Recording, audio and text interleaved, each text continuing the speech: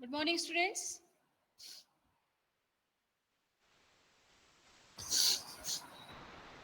Good morning, ma'am. Okay. So, yesterday we discussed about the spermatogenesis, and before yesterday we discussed the oogenesis. So, oogenesis, spermatogenesis is completed. One topic was left: external iliac artery of hind limb. So that will be covered on today's class. So, is there any confusion regarding oogenesis, spermatogenesis?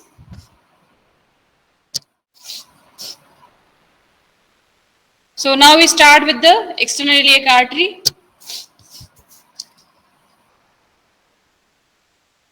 Abdominal aorta, we have discussed earlier that abdominal aorta, there is iliac quadrification at the level of fifth or sixth lumbar vertebra, and divided into two external and two internal iliac arteries. You all know this. After this division, the external iliac artery is the principal artery of hind limb. Or internal iliac blood supply, we have discussed earlier that internal iliac artery, mostly it is supplying the viscera present in the pelvic cavity, and the external iliac artery is the main artery of the hind limb.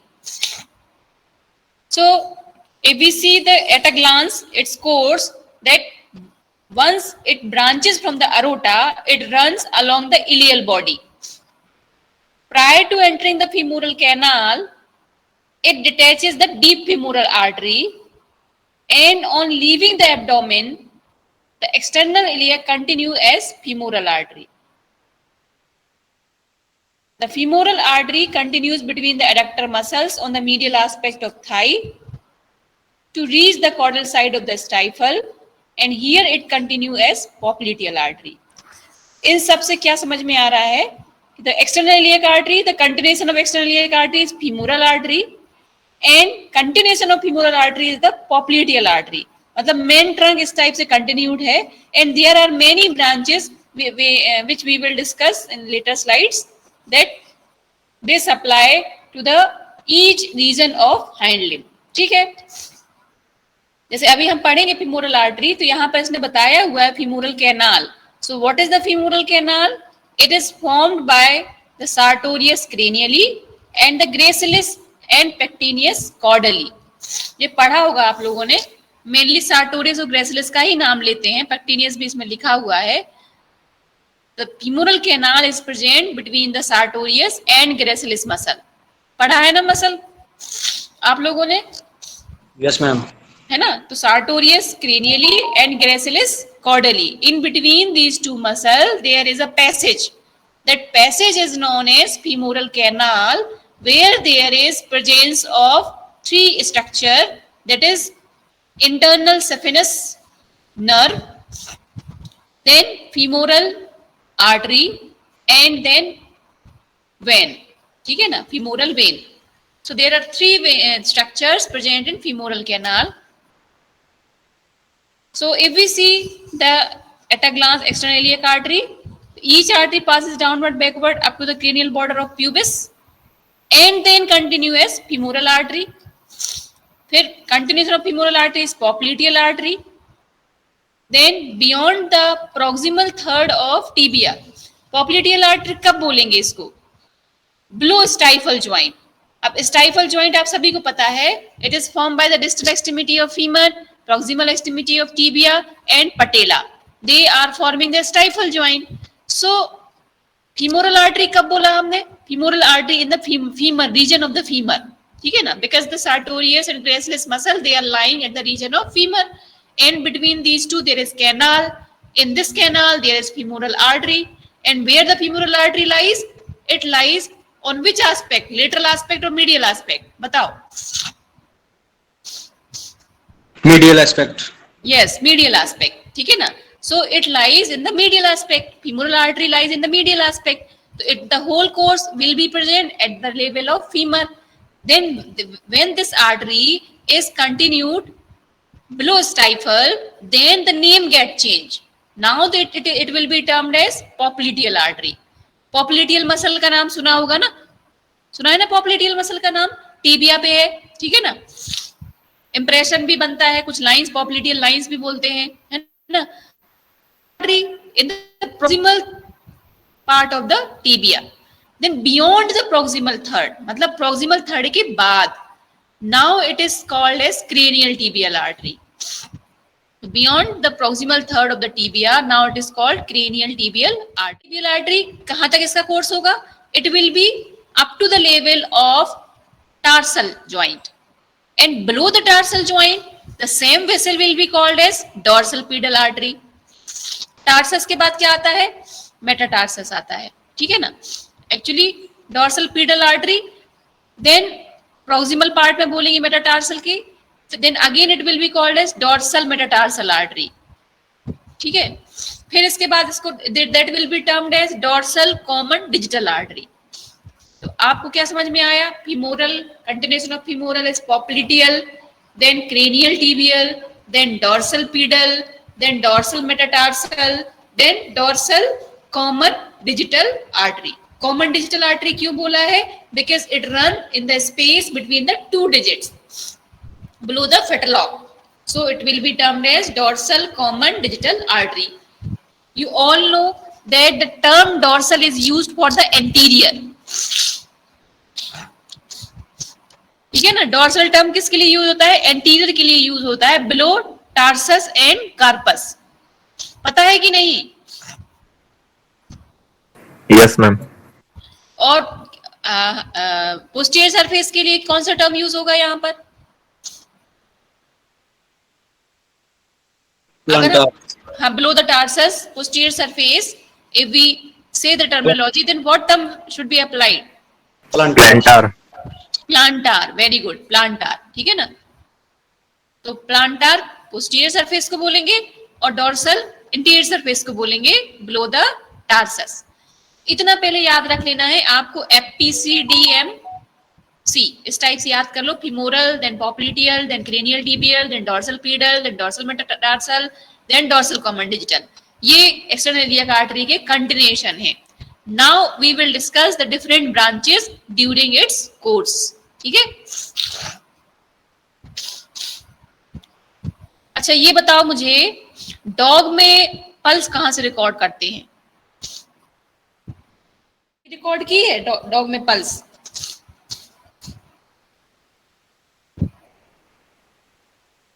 No ma'am. कहां record की होगी? लेकिन सुना होगा, मतलब कुछ तो सुना होगा।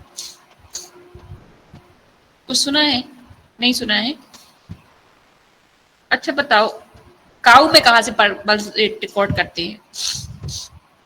External iliac artery. काऊ में कहां से करेंगे pulse rate, pulse recording? Tail, below to tail. Below the, caudal हाँ आर्टरी। Below the tail. कौन सी आर्टरी? Coccygeal artery. हाँ very good, middle coccygeal artery, below the tail, है ना। हम चारों फिंगर अपनी, ये चारों फिंगर नीचे ले जाते हैं और थंब को ऐसे, तो ऐसे करके थोड़े जोर से टेल को पकड़ते हैं। जैसे आप अपनी यहाँ पर रिस्ट से लेते ना पल्स रेट, तो थोड़ा सा प्रेस करके लेते हैं ताकि अच्छे से उसका वो आए, मतलब साउंड, जो फीलिंग है ना। तो middle coccygeal artery in case of cattle, buffalo. In case of dog, but pulse rate कहां से रिकॉर्ड होता है? इसी से, फीमोरल आर्टरी से। कैसे?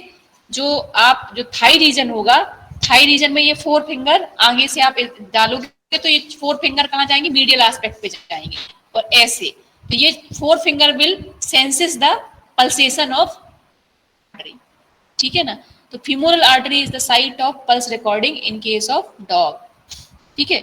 और अगर हॉर्स में करना है पल्स रिकॉर्डिंग तो यहां से करते हैं, maxillary artery in case of horse. Here the recording of pulse in case of horse. तो हॉर्स, डॉग, बाकी स्पीसीज में देखेंगे तो मिडिल कॉक्सिजियल आर्टरी, शीप, गोट, cattle, middle coccygeal artery, right. ये याद रखना है। चलिए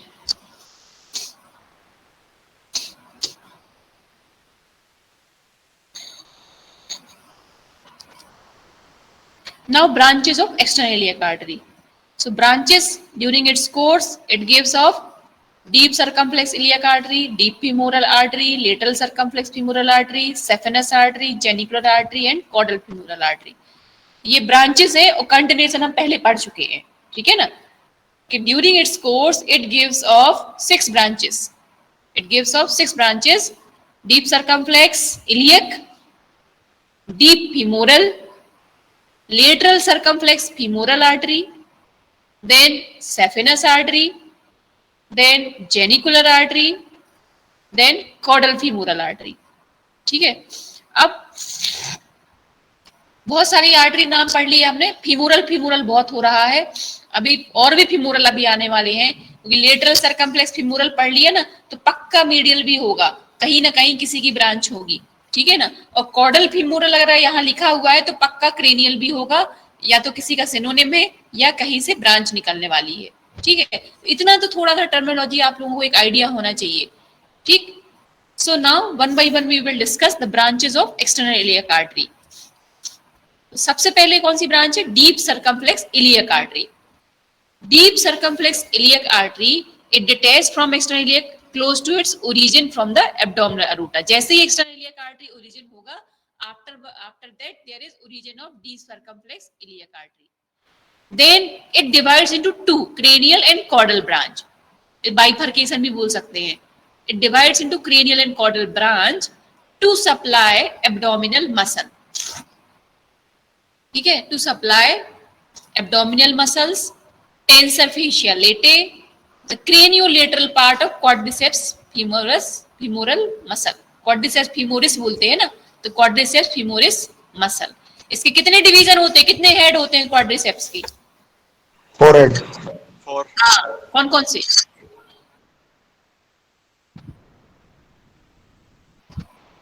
बताओ कौन कौन से हेड होते हैं quadriceps के?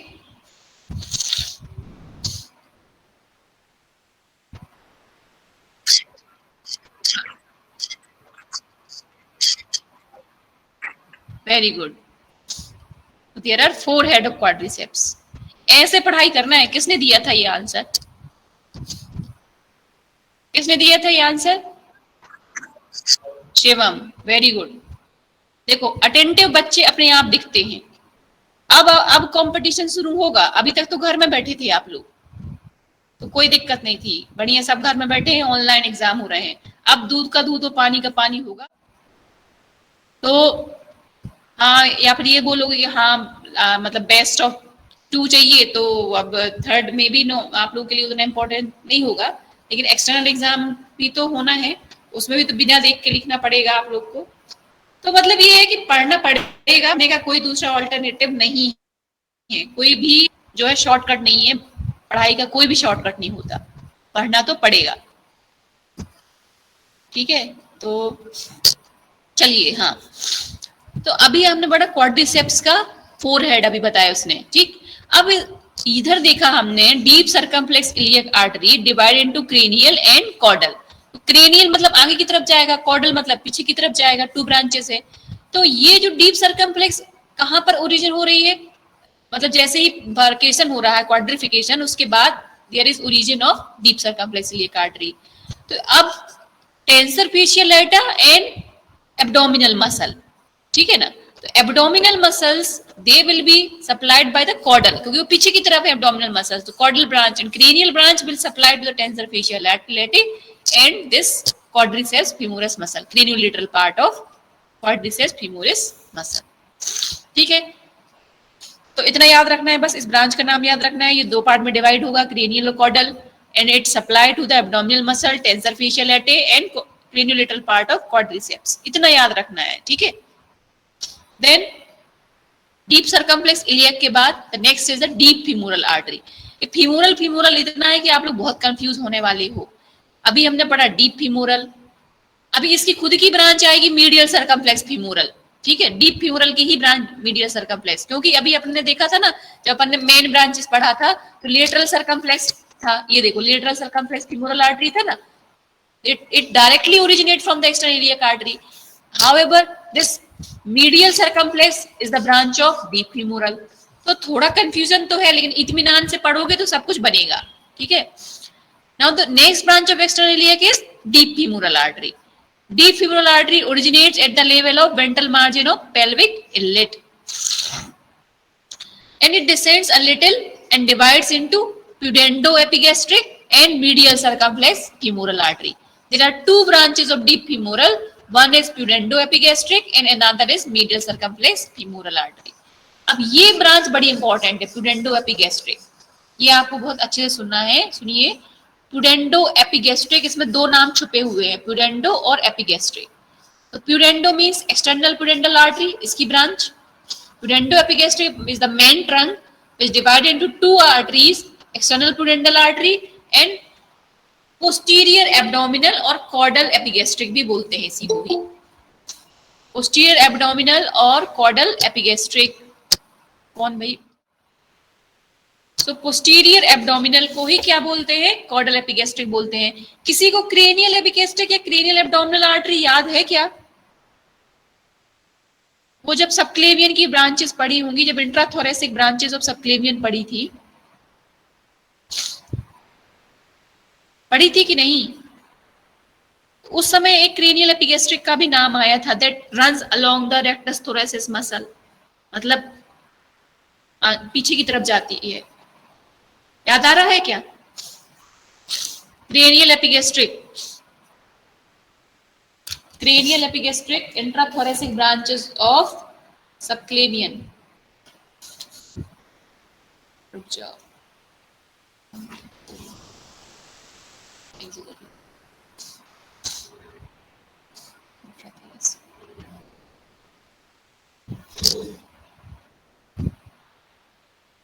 thoracic याद करो, ये एग्जाम में पूछा था ना, इस बार पूछा इन द सेंस आना था ना एग्जाम में. आर्टरी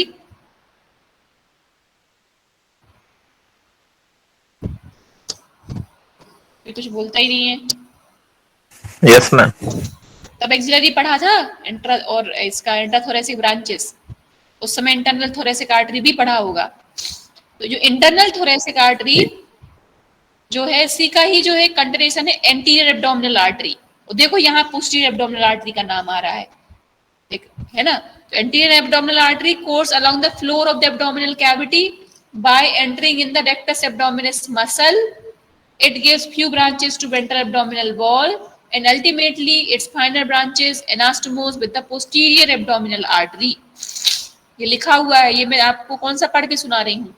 मैं इंटरनल थोरेसिक की जो ब्रांच है, कंटिन्यूएशन है, वो एंटीरियर एब्डोमिनल आर्टरी पढ़ के सुना रही हूँ आप लोगों को.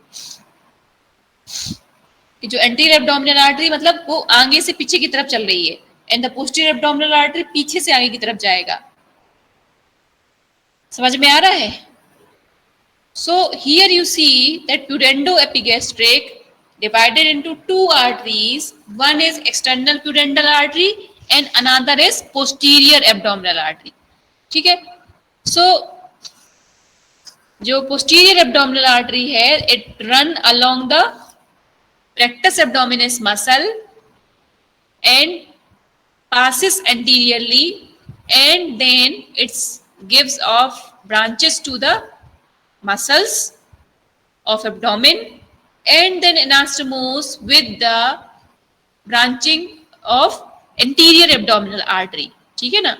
जैसे अभी लिखा था ना इसमें, the final branches anastomose with the posterior abdominal artery. ठीक है? तो इसका डायग्राम भी बना था होगा कहीं पर इसमें बुक में.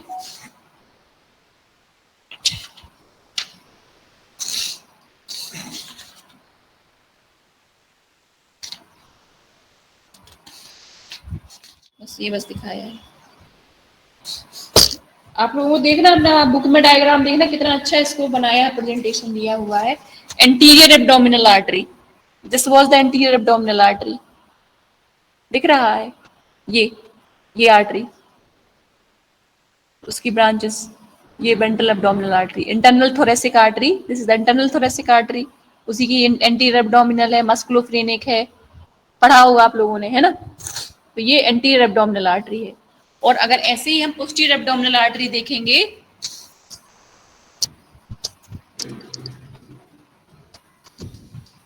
ये देखो, ये डायग्राम में देखिए, this is the posterior abdominal artery. दिख रहा है? This is the posterior abdominal artery. और ये दिस हमने अभी कौन सी ब्रांच पढ़ रहे हैं, हम डीप फीमोरल पढ़ रहे हैं, है ना।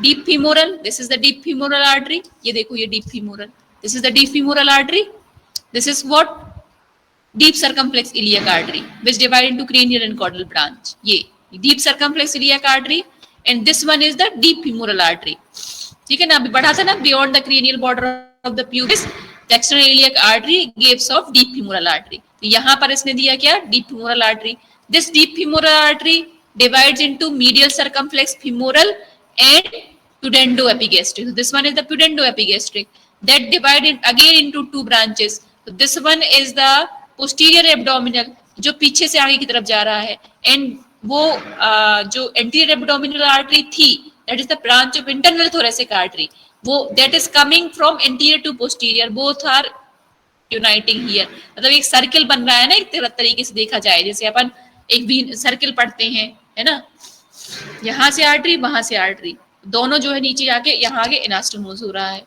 ठीक है। तो this is about the posterior abdominal artery. Now pudendal artery, pudendal artery का भी काफी इंपॉर्टेंस है। pudendal artery जैसा नाम सुना है आप लोगों ने, pudendal अपन ने पहले भी मैंने pudendal कुछ चर्चा की थी, मैंने कहा था pudendal word is always associated with the penis, scrotum, है ना, उस समय भी चर्चा हुई है। So external pudendal artery passes out of abdominal cavity through inguinal canal, देखो अब इंग्वाइनल कैनाल जब पढ़ा था ना मैंने बताया था structures present in inguinal canal, तो इलियो इंग्वाइनल वेसल्स की बात आई थी, ilio inguinal vessels, this is the pudendal artery which is running along the inguinal canal also. Pudendal artery passes out of abdominal cavity through inguinal canal and distributed in local lymph node, ठीक है, ये inguinal canal से बाहर आ गए, ये spermatic cord के अंदर नहीं है, ये ध्यान रखिए आप, वहां टेस्टिकुलर आर्टरी थी, किसके अंदर, स्पर्मेटिक कॉर्ड के अंदर, ये हम किसकी बात कर रहे हैं, हम इंग्वाइनल कैनाल की बात कर रहे हैं, हम स्पर्मेटिक कॉर्ड की बात नहीं कर रहे हैं। In inguinal canal there is passage of external pudendal artery, inguinal canal में दो रिंग थी, deep inguinal ring and superficial inguinal ring, तो आर्टरी कहां से एंटर करेगा, डीप इंग्वाइनल रिंग से एंटर होगी artery, and comes out through the superficial inguinal ring, then distributed in the local lymph nodes, वहां पर जो उस एरिया में lymph nodes हैं, and then supply to the scrotum and prepuce in case of male। आई बात समझ में, scrotum and prepuce will be supply। बाकी डोर्सल आर्टरी और पेनिस वो तो अलग चर्चा हो चुकी थी, जब इंटरनल इलियक आर्टरी हम पढ़ रहे थे तब पढ़ा था ना, डोर्सल आर्टरी और पेनिस पढ़ा था, ये स्किन जो है सराउंडिंग स्किन उसको सप्लाई दे रहा है, देखो देखो external pudendal artery is not supplying to the testis, it is supplying to the scrotum, मतलब जो पाउच बन रहा है एक्सटर्नल पाउच, और ये it is not supplying to the penis, it is supplying to the prepuce, मतलब जो external area है that is supplied by the external pudendal artery. You got it, समझ में आया,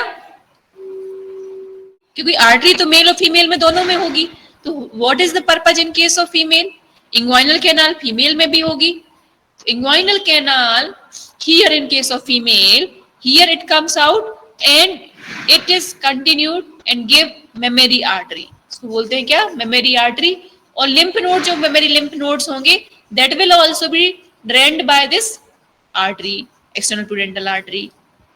तो कौन सी आर्टरी है जो मेमोरी ग्लैंड को सप्लाई प्रोवाइड करेगी, that is the external pudendal artery, you must remember, मतलब एक्सटर्नल प्यूडेंडल आर्टरी को ही मेमोरी आर्टरी बोलेंगे, किसके केस में, फीमेल के केस में, ठीक है ना, गॉट इट माय पॉइंट।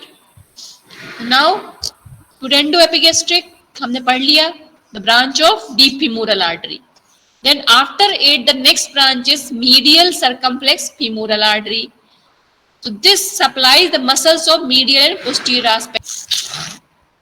अच्छा ये बताओ मुझे, किसी भी रीजन में अगर एक्सटेंसर मसल्स हैं, so there is one tendency of muscles to be present in particular part, मतलब एक्सटेंसर एक पर्टिकुलर एरिया में रहती हैं, आप फोर लिम्ब में देखो या हाइंड लिम्ब में देखो, और जो फ्लेक्सार्स होंगे that will be present in first particular part of the reason.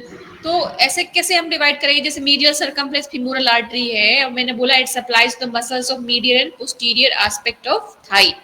मतलब मीडियल एस्पेक्ट और पोस्टीरियर एस्पेक्ट पे किस टाइप की मसल्स होंगी? फ्लेक्सार टाइप की होंगी कि एक्सटेंसार टाइप की होगी? Ma'am flexor.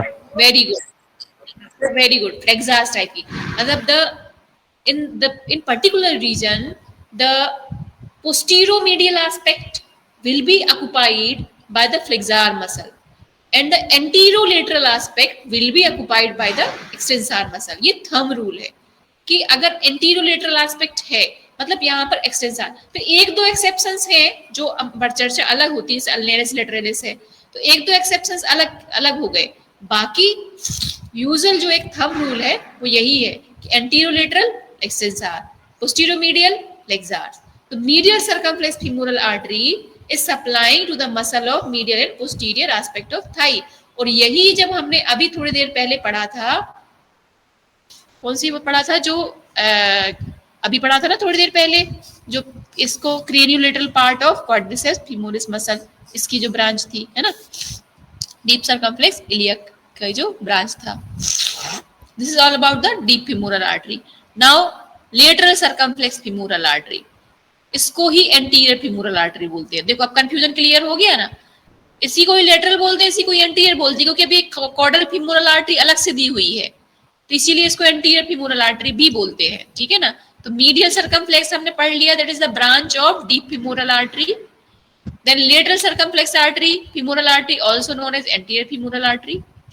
And at the level of upper third of femur, it divides into ascending and descending branch to supply quadriceps femoris muscle। quadriceps femoris muscle की कितनी चर्चा हो रही है, क्यों? बहुत बड़ी मसल है ना, it is having 4 heads, तो इसको भी ब्लड सप्लाई जगह जगह से प्रोवाइड की जा रही है।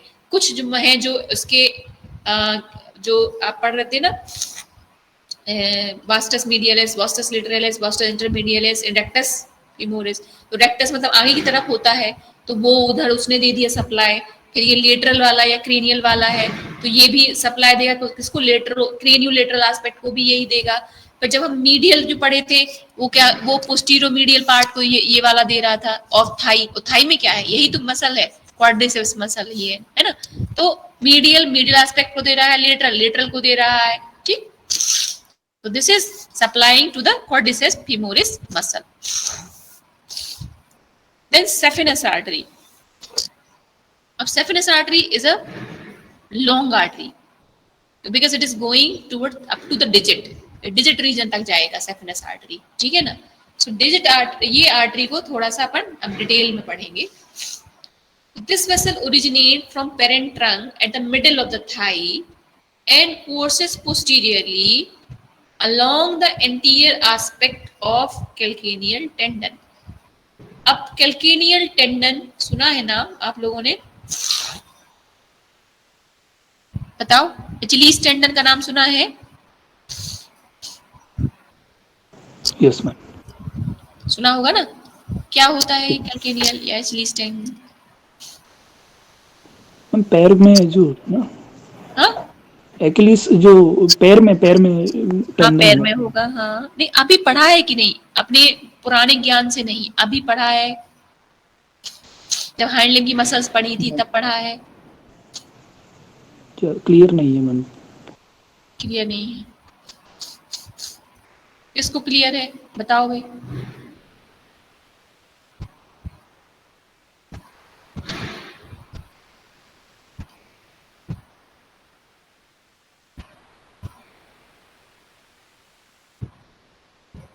कैल्केनियस किसको बोलते हैं? किसलय आप बताओ।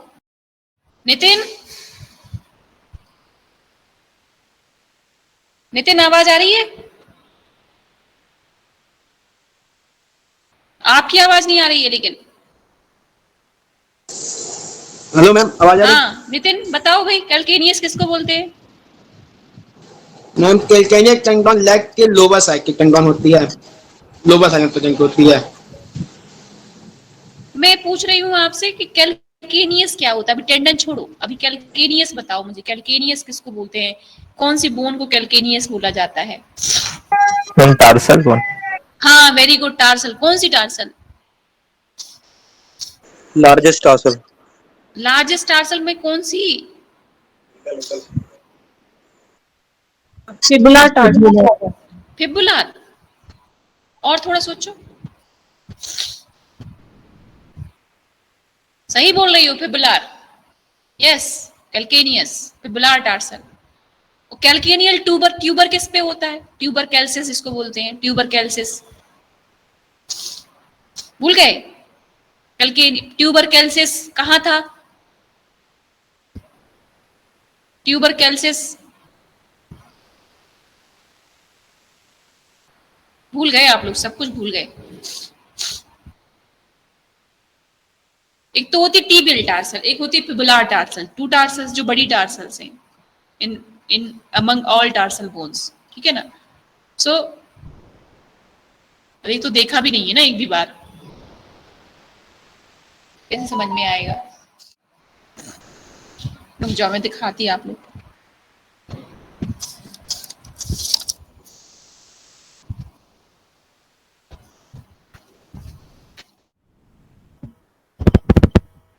हाँ? दिख रहा है कि नहीं?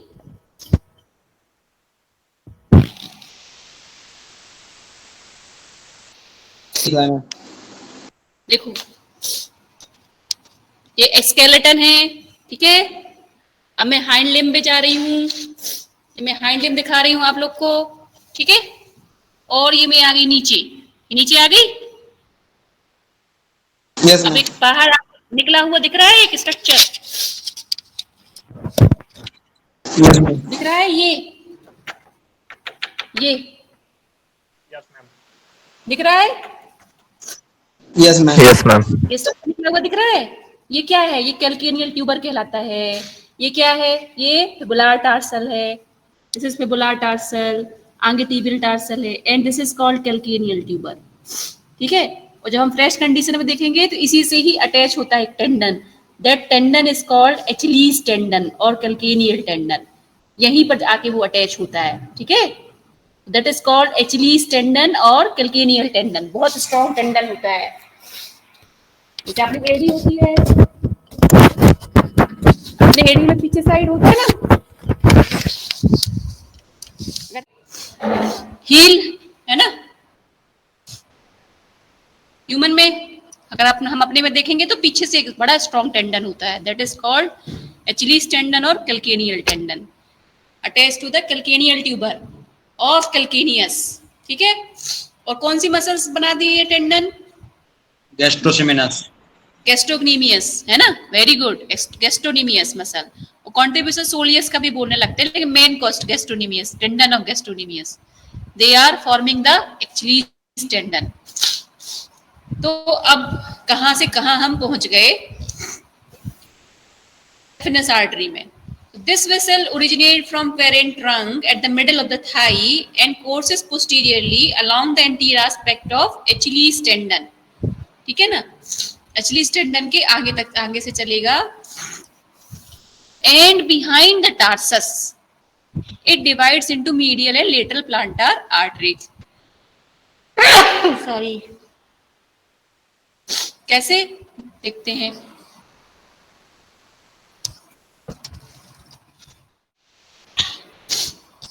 ये देखो, ये आर्टरी देख रही हो आप? This artery, this is the saphenous artery, ठीक है। This is the saphenous.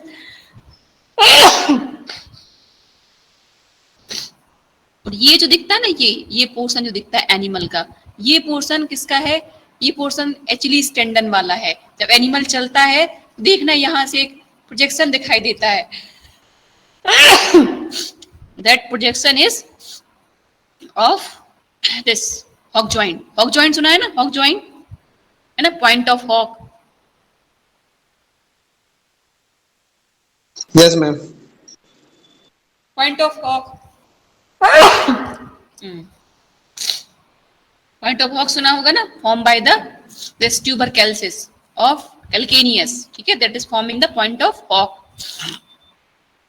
This is point of hock, तो यहाँ आप देखो this saphenous vein is running to the cranial aspect of Achilles tendon. यहाँ Achilles tendon होगा, it is running along the cranial aspect of Achilles tendon, divided into two, that is the medial plantar and lateral plantar arteries. Plantar word क्यों? क्योंकि ये पीछे पीछे है, ये आगे नहीं है. This is the one is the medial plantar and another is lateral plantar artery. ठीक है? Now this plantar artery is going along the whole posterior aspect. ठीक है? along the whole plantar aspect, and ये जो होगा ये digital artery में convert हो जाएगा ना. देखो डिजिटल आर्टरीज लिखा हुआ है ना, रिस्पेक्टिव डिजिट्स में जाएगा. जो मीडियल प्लांटार होगा that will run along the medial digit. कौन सी कितनी डिजिट होती है एनिमल में? 2 digits. कैटल में कितनी डिजिट्स होती हैं? 2 digits. एक लिंक में. Very good. कौन कौन सी? Middle and lateral. कौन कौन सी डिजिट होती हैं? 5 डिजिट होती है ना, 1 to 5. कौन सी होती है यहाँ पर?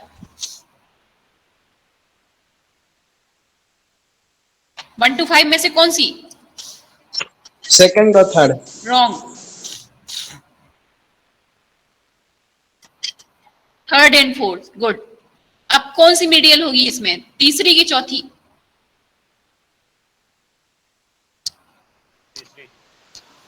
मीडियल कौन सी होगी? थर्ड मीडियल होगी कि फोर्थ मीडियल होगी? Third.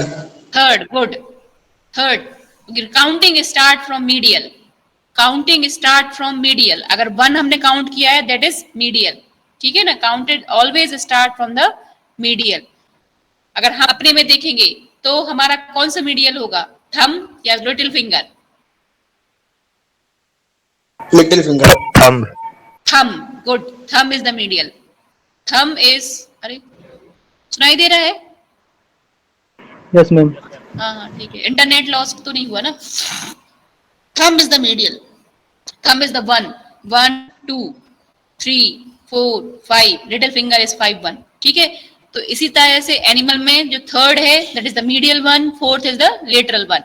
So this there are 2 plantar arteries, medial plantar artery and lateral plantar artery. Medial plantar run along the medial digit and the lateral plantar run along the lateral digit and supplying to the whole posterior part. ठीक है? अब बीच बीच में ये देख रहे हो ना, एक कम्युनिकेशन दिखाई दे रहे हैं आपको यहाँ पर. ये परफोरेटिंग ब्रांच होती हैं. परफोरेटिंग ब्रांच कहाँ से आएगी? अब याद करना पड़ेगा, भी हम पढ़ेंगे. मेटाटार्सल पढ़ी थी आप लोगों ने, उसमें फोरामेन पढ़े थे ना, प्रॉक्सिमल फोरामेन और डिस्टल फोरामेन. Yes, ma'am. पढ़ा था ना मेटाटार्सल में? Yes, ma'am. क्यों बच्चों? आवाज आ रही है बच्चों? Yes ma'am. Yes, ma'am.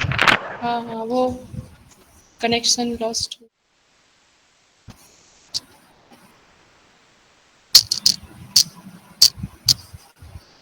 हाँ तो हम कहाँ थे? फिर से प्रेजेंट करना पड़ेगा. Yes, ma'am. हाँ तो हम यहाँ सेफेनस आर्टरी डिस्कस कर रहे थे ना. तो saphenous artery, medial plantar, lateral plantar. Here is there is presence of, अभी बात चल रही थी ना popliteal, cranial tibial. Here is the popliteal and continuation of popliteal is cranial tibial. Then cranial tibial continues the dorsal pedal, then dorsal metatarsal, then dorsal common digital. अलग अलग reason में the name will be different, otherwise the parent artery is same. समझ में आ रहा है? Here is the popliteal, then after it is known as cranial tibial, then it is termed as dorsal pedal. ठीक है ना? Proximal perforating branch के बाद इसको बोलने लगते हैं डॉर्सल मेटाटार्सल. ये क्या है? ये परफोरेटिंग ब्रांच क्यों बोला हुआ है इनको? Perforating branch basically they are entering to the foramen. They are entering through foramen and they make the connection between the dorsal pedal to the plantar arteries. They are making the connection of dorsal pedal with the plantar arteries. ये plantar arteries है ना. देखो nature ने कितना अच्छा दिया हुआ है सब कुछ, कि मान लो यहाँ से अगर कुछ हो गया, ये आर्टरी कट गई या यहाँ कुछ ब्लॉक हो गया या कुछ भी हो गया, तो यहाँ कम्युनिकेशन दिया हुआ है. इधर कम्युनिकेशन है, ये पीछे से आगे तक सप्लाई देगा. नेचर ने पूरी अपनी व्यवस्था करके रखी हुई है. They are making the communication over here. If so that here there is communication and connection. If there is any damage, anything happen, then lost. जैसे आपने पढ़ा था ना, वो सर्कुलोविलस पढ़ा था, blood supply to the brain में पढ़ा था, है ना, सर्कुलोविलस पढ़ा था ना, एनास्टोमोसिस हो रही थी आगे और पीछे, Yes, ma'am. है ना, because so that if right part get blocked, then because of this anastomosing pattern, ऐसा नहीं है कि तुरंत ही इंसान कोमा में चला जाएगा या तुरंत ही वो डैमेज हो जाएगा उतना part. So that to maintain the blood supply, so nature has provided all the things. So now here we discuss, this is the proximal perforating branch, this is the distal perforating branch.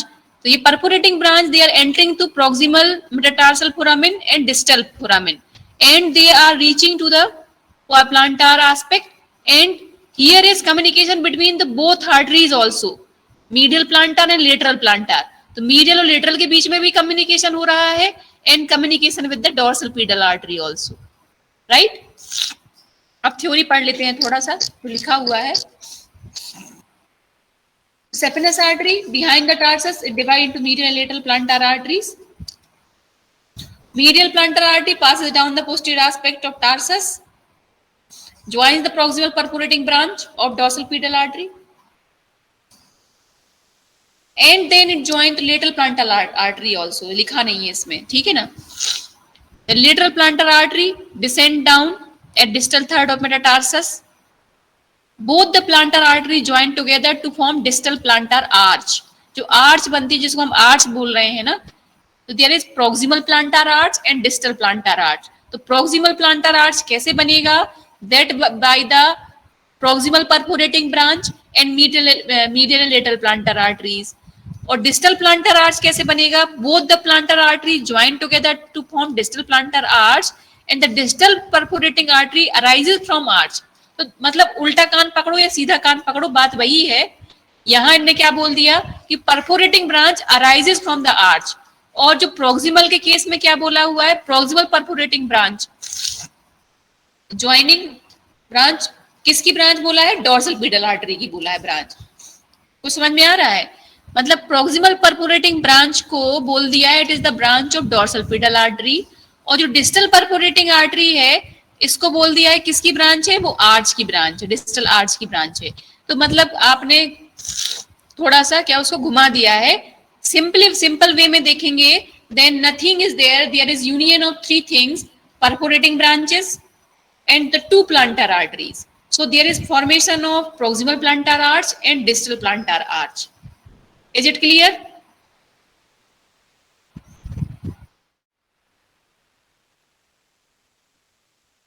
Ma'am repeat कर दीजिए एक बार. Repeat करना है. देखो तो इसमें क्या बोला हुआ है डिस्टल प्लांटर आर्च में, पहले इसको अपन आराम से पढ़ते हैं, समझते हैं. Both plantar artery join together to form distal plantar arch. अब ये डिस्टल प्लांटर आर्च किधर बनेगा? ये बनेगा किस एरिया में? जहां पर डिस्टल फोरामेन था ना, प्रॉक्सिमल मेटाटार्सल फोरामेन है, डिस्टल मेटाटार्सल फोरामेन. याद करो, मेटाटार्सल बोन याद करनी पड़ेगी. यस मैम, डिस्टल फोरामेन है ना. तो डिस्टल फोरामेन था, तो अब डिस्टल फोरामेन जिस लेवल पे है उसी के में ही प्लांटर एस्पेक्ट पे क्या होगा? There is both the plantar artery joining together, right? Now this arch give rise to the distal perforating artery. ठीक दिखा ना, the distal perforating artery arises from this arch, passes through the distal metatarsal canal. Canal मतलब क्या? वही foramen, distal metatarsal foramen है ना, क्योंकि वो कम्युनिकेट करता ना तो कैनाल बन जाती है ना आगे से पीछे तक.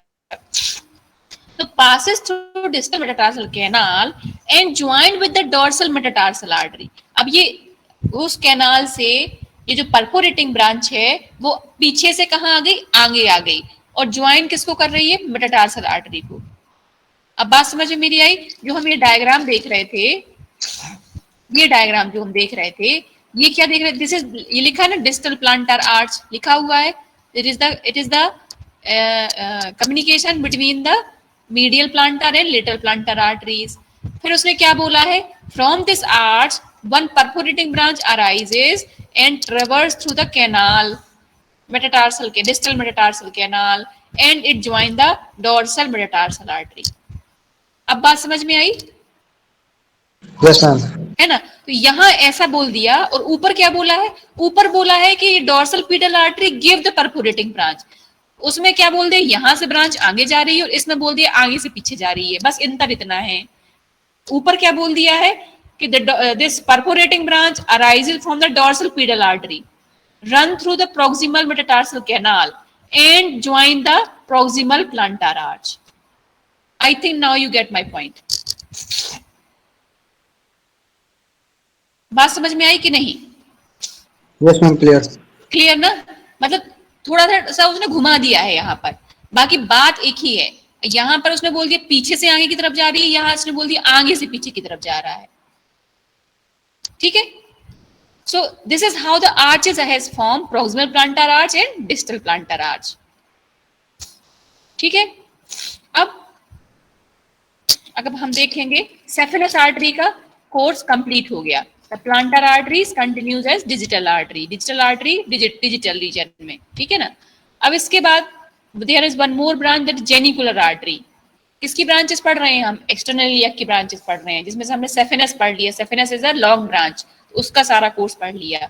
Now the next branch is genicular artery, arise at distal third of thigh and supply to sartorius, semimembranosus and distal part of quadriceps femoris muscle. तो ये बड़ी बहुत इंपॉर्टेंट नहीं है, बस याद रखना है कि जेनिकुलर किसको सप्लाई देगा। ठीक है? And caudal femoral artery, cranial femoral किसको बोला था? लेटरल सर्कमफ्लेक्स को बोला था क्रेनियल फीमोरल, ठीक है ना? और अभी कौन सी आर्टरी है? कॉर्डल फीमोरल है। This vessel originates from femoral artery just above the stifle joint, divides into and supply to the adductor vastus intermedialis, gastrocnemius and superficial digital flexor. In muscles को सप्लाई करेगा कौन? Chordal femoral artery supply करेगा। अब हम आते हैं किस पे? Continuation of femoral, that is popliteal. Continuation of femoral is the popliteal artery, you know ना, अभी पढ़ा था ना हमने, continuation of femoral is popliteal, continuation of popliteal is cranial tibial, then continuation of cranial tibial is dorsal pedal, फिर dorsal pedal को क्या बोलने लगेंगे? डोर्सल मेटाटार्सल, फिर डोर्सल कॉमन डिजिटल। इतना समझ में आ गया? अब जो आर्टरी जिस रीजन में होगी उस रीजन की एरिया की मसल को ब्लड सप्लाई प्रोवाइड करेगी। Clear? Popliteal artery passes between the two heads of gastrocnemius and divide into cranial and caudal tibial artery. तो क्रेनियल टिबियल मेन ब्रांच होगी जो इसका कंटिन्यूएशन हो जाएगा पॉप्लिटियल का, और जो कॉडल टिबियल आर्टरी है that will supply to the muscles of that particular region. बात समझ में आ रही कि नहीं? समझ में आया? Yes, ma'am. है ना? मतलब पॉप्लिटियल आर्टरी भी डिवाइड हो रही है दो में, क्रेनियल टिबियल और कॉडल टिबियल में, जिसमें से cranial tibial is the main continuation and the caudal tibial will supply to the gastrocnemius, popliteus is in muscles को सप्लाई प्रोवाइड करेगा। ठीक है? Then cranial tibial run along the distal part of the tibia and then ये क्या करता है? रेटे बनाता है। जैसे आपने जब आगे पढ़ा होगा फोर लिम्ब में तो कार्पल रेटे सुना होगा, कार्पल रेटे, ऐसे ही बनता है टार्सल रेटे। रेटे की जरूरत क्या है? रेटे मतलब जाल। जाल क्यों की जरूरत क्यों पड़ी इस जाल की? क्योंकि ये टार्सल बोन है, छोटे छोटे बोन्स हैं, तो यहाँ पर छोटे छोटे बोन्स है, that is by requirement of capillary network also. So this artery will form the tarsal rete. Tarsal rete बनेगा। टार्सल रेटे कहाँ बनेगा? टार्सल में बनेगा। उसके बाद क्या स्टार्ट होता है? टार्सल रेटे के बाद स्टार्ट होगा भाई this cranial tibial artery will make tarsal rete, ठीक है ना?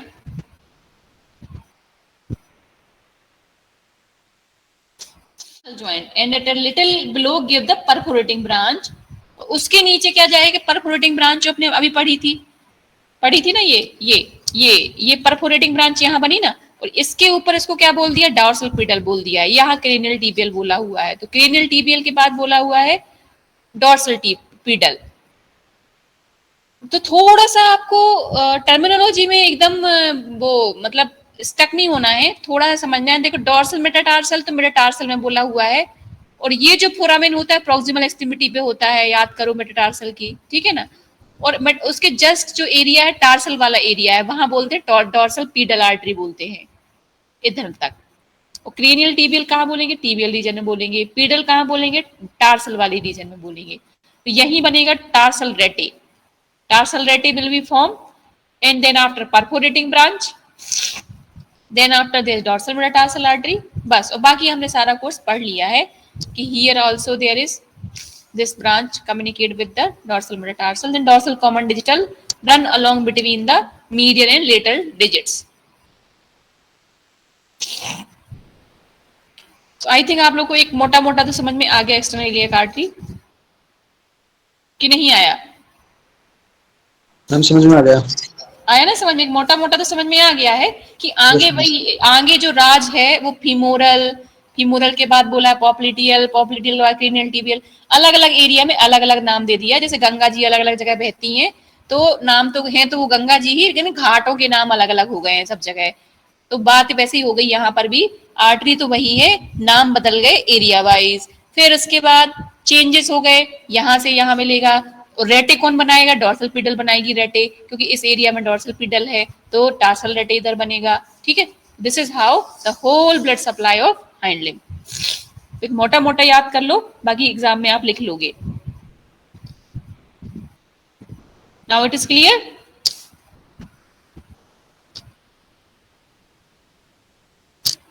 It is clear to all? Yes ma'am. Yes, ma'am. ठीक है, तो आज हमने blood supply to hind limb पढ़ लिया। अब कल हम पढ़ेंगे, क्योंकि देखो बीच में क्या हुआ था, वो 2 दिन थोड़ा सा हमको भी टाइम चाहिए पड़ता है तैयारी के लिए, तो इसलिए ये चैप्टर नहीं हो पाया था। अब हम क्या करेंगे, अब कल से फिर से वही लेना पड़ेगा हमें, एम्ब्रियोलॉजी। अब क्योंकि आज की क्लास एक लास्ट क्लास थी ग्रॉस की, ये कोर्स अब कंप्लीट हो गया है। अब जैसे अब मैंने पढ़ाना शुरू कर दिया है जनरल एम्ब्रियोलॉजी, और अब स्टार्ट होगा हिस्टोलॉजी इसके बाद, ठीक है ना। जैसे मैं जनरल एम्ब्रियोलॉजी लूंगी, हिस्टोलॉजी मैडम स्टार्ट करेंगी, राखी मैडम स्टार्ट करेंगी। तो अब मतलब अब आप लोग ये समझो, जो ग्रॉस वाला पार्ट था वो पूरा खत्म हो गया है, ये लास्ट क्लास थी एक्सटर्नल इलियक आर्टरी, ठीक है। तो अब अगर कुछ भी कंफ्यूजन है, प्रैक्टिकल तो हम पढ़ेंगे, यहाँ पर पढ़ेंगे ही, बाकी थ्योरेटिकल सारा कंप्लीट हो गया है, राइट। तो थोड़ा सा मेंटली प्रिपेयर रहो, क्योंकि टाइम भी ज्यादा नहीं बचा है। तो एम्ब्रियोलॉजी और वो पढ़ेंगे, हिस्टोलॉजी अब बचा हुआ है आप लोग का, ठीक है। No ma'am. ओके।